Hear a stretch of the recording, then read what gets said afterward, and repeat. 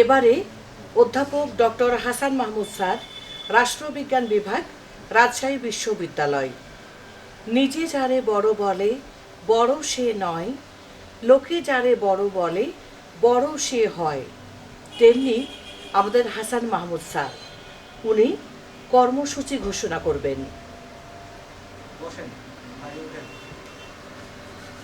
ধন্যবাদ। সম্মানিত সুধীজন, শুভেচ্ছা নেবেন। আমরা জানি আমাদের দেশে 80% মানুষ গরিব মানুষ, মেহনতি মানুষ, কিন্তু ডাক্তারের কাছে চিকিৎসা করতে গেলে 1000 টাকা ভিজিট নেয়, কিন্তু তাদের সামর্থ্য তো হয় না।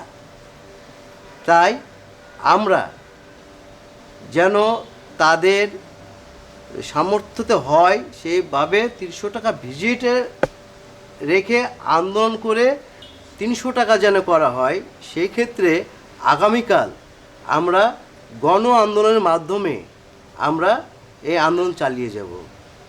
আর আপনারা সবাই সেই গণ আন্দোলনে আপনারা অবশ্যই আসবেন, এ বলে আমি আমার সংক্ষিপ্ত বক্তব্য শেষ করছি। খোদা হাফেজ। সম্মানিত সুধীমণ্ডলী, এই আয়োজনে প্রধান অতিথি প্রখ্যাত সমাজবিজ্ঞানী ডক্টর ওয়ালিউর রহমান বাবু স্যার, তিনি নতুন কমিটির ঘোষণা দেবেন। সকলকে শুভেচ্ছা এবং ধন্যবাদ। নানা ব্যস্ততার মাঝেও আমাদের ডাকে যারা এখানে উপস্থিত হয়েছেন, ধন্যবাদ সঞ্চালককে এবং ছাত্র নেটওয়ার্কের নেতা অমিরকে, এবং সেই সাথে আমার পাশে যে মানুষটি বসে আছেন ডক্টর হাসানকে। আজকে যে পরিস্থিতি, এই পরিস্থিতিতে সাধারণ মানুষ আজকে দিশাহারা। আমরা সাধারণ মানুষকে মুক্তি দিতে চাই। আমরা চাই তারা সুন্দর একটি মানুষ হিসাবে তাদের যে অধিকার, সেই অধিকার নিয়ে তারা যেন সমাজে বাস করতে পারে, তাদের অধিকার নিয়ে তারা যেন সামনের দিকে এগিয়ে যেতে পারে। আমাদের এই আন্দোলনকে আরও বেশি জোরদার করার জন্য আমাদের কমিটিটাকে নতুন করে আবার তৈরি করা হয়েছে। আমি সেই কমিটির নামগুলি ঘোষণা করছি এবং আপনাদের সম্মতি থাকলে আমরা এটাকে অনুমোদন দেব। আমি এখন নতুন কমিটির নাম ঘোষণা করছি। ডক্টর হাসান মাহমুদ, উনি এই কমিটির সভাপতি। হ্যাঁ, ঠিক ঠিক। সাধারণ সম্পাদক আমি নিজেই, ওয়ালিউর রহমান বাবু। ঠিক ঠিক। সাংস্কৃতিক সম্পাদক জহুরুল। ঠিক ঠিক। অর্থ সম্পাদক নয়ন। ঠিক। এবং মহিলা বিষয়ক সম্পাদক আজকে যিনি সঞ্চালকের দায়িত্ব পালন করলেন, আমাদের খুব কাছের মানুষ কবিতা। ঠিক। এছাড়াও যারা সদস্য আছেন তাদের নামগুলো আমি বলি।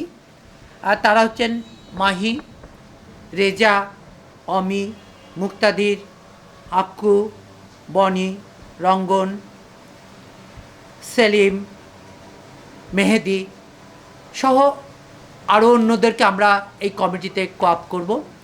আপনাদের যদি সম্মতি থাকে আপনারা একটু জানাবেন।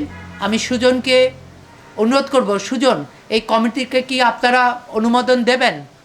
ইনশাল্লাহ আমাদের সমর্থন আছে, আমরা সমর্থন দেব। অনেক ধন্যবাদ।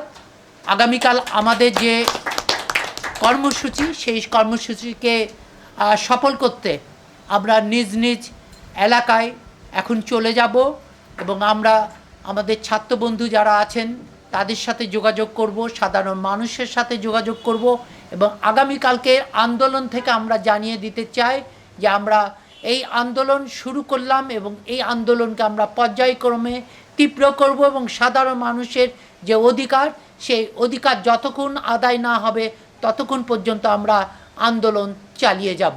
সকলকে ধন্যবাদ। ঠিক। ছাত্র নেটওয়ার্কের সদস্য অমিকে তার মূল্যবান বক্তব্য রাখার জন্য অনুরোধ করছি। আপনারা সবই জানেন এবং দেখেছেন যে কিভাবে আমরা বঞ্চিত হয়েছি, কিভাবে আমাদের অধিকার হরণ করা হয়েছে। অতীতে দুর্নীতি সহ নানা ধরনের জটিলতার কারণে আমাদের মৌলিক চাহিদা থেকে আমরা বঞ্চিত হয়েছি। সেগুলোর মধ্যে শিক্ষাক্ষেত্রে আমরা হয়েছি অভাবনীয় বঞ্চিত। সেটা কিভাবে? সেটা হচ্ছে একমুখী শিক্ষা থেকে আমরা বহুমুখী শিক্ষায় গেছি, যা এক চরম বৈষম্যের শুরু করেছে। আপনারা যাকে বলতে পারেন এক চরম বৈষম্যের সূত্রপাত। আমরা বহুমুখী শিক্ষাকে না বলি এবং একমুখী শিক্ষাকে হ্যাঁ বলি। এখন বহুমুখী শিক্ষাটা কি? বহুমুখী শিক্ষাটা হচ্ছে যে একটা রাষ্ট্রে দাখিল, কারিগরি, বাংলা এবং ইংরেজি ভার্সন 4টা স্তরে শিক্ষাকে বিভক্ত করা হয়েছে, যার ফলে বঞ্চিত হচ্ছে আমাদের শিক্ষার্থীরা। আমরা যদি লক্ষ্য করি তাহলে দেখব যে একজন ধনী ঘরের সন্তান সে ইংরেজি ভার্সনে পড়তে পারলেও সমান যোগ্যতা থাকা সত্ত্বেও একটা নিম্ন মধ্যবিত্ত পরিবারের সন্তান সে পড়তে পারে না ইংরেজি মাধ্যমে। এর প্রধান কারণ হচ্ছে অর্থ এবং আমাদের বৈষম্য। তাই আমরা বহুমুখী শিক্ষা থেকে একমুখী শিক্ষায় যাব। এবার আমি বলতে চাই আমাদের স্বাস্থ্য খাতের কথা, যা মৌলিক চাহিদার অন্যতম গুরুত্বপূর্ণ অংশ, যেখানে রয়েছে লুটরাজ এবং দুর্নীতি। তার বিরুদ্ধে কাজ করতে হলে আমাদের সবাইকে এক হতে হবে, আমাদেরকে ঐক্যমত গ্রহণ করে কাজ করতে হবে, আমাদেরকে দেখিয়ে দিতে হবে যে আমরাও পারি নতুন একটা বাংলাদেশ তৈরি করতে। আমরা কিভাবে পারি? আমরা যদি স্বাস্থ্য খাতের দিকে তাকাই তাহলে দেখব যে আজ ডাক্তারদের ভিজিট 1000 টাকা, 1500 টাকা, কিন্তু এই ভিজিট দেওয়া কি অসহায় কৃষক শ্রেণীর পক্ষে সম্ভব? যে দেশের 80% মানুষই কৃষক শ্রমিক, তাদের পক্ষে সম্ভব হয় না। তো আর হাজার হাজার টেস্ট তো আছেই, হাজার হাজার টাকার টেস্ট, এগুলো করতে যে আজ তারা বঞ্চিত হচ্ছে। কিন্তু আমরা যদি একটা হেলথ কার্ড করে মাসিক 300 টাকা সবার কাছ থেকে নিই তাহলে কোনো বৈষম্য হবে না, যেখানে ধনী গরিব সকলে ইন্স্যুরেন্সের মাধ্যমে চিকিৎসা গ্রহণ করতে পারবে এবং সকলে তাদের চিকিৎসা পাবে এবং রাষ্ট্র তাদের চিকিৎসা দিতে বাধ্য থাকবে। আর আমরা মনে করি যে আজ কৃষকরা যদি বঞ্চিত থাকে তাহলে মৌলিক চাহিদার অন্যতম উপাদান খাদ্য থেকে কেউ বঞ্চিত থাকবে না। এর প্রধান কারণ হচ্ছে কৃষকরা দাম পায় না, ন্যায্য মজুরি পায় না। তাই আমরা দাবি জানাবো সমস্ত বাণিজ্যিক সিন্ডিকেট ভেঙে একটা সুন্দর কৃষিতান্ত্রিক দেশ বানিয়ে আমাদের দেশকে সুন্দরভাবে বিনির্মাণ করার জন্য। তাই আমি সকলকে নিয়ে একটি সুন্দর ঐক্যমতে পৌঁছাতে চাই। আশা করব আগামী দিন আমরা আমাদের দেশকে সুন্দরভাবে তৈরি করে একটি সোনার বাংলায় রূপান্তর করব। এই বলে আমি আমার সংক্ষিপ্ত বক্তব্য শেষ করছি। সকলকে ধন্যবাদ। আসসালামু আলাইকুম।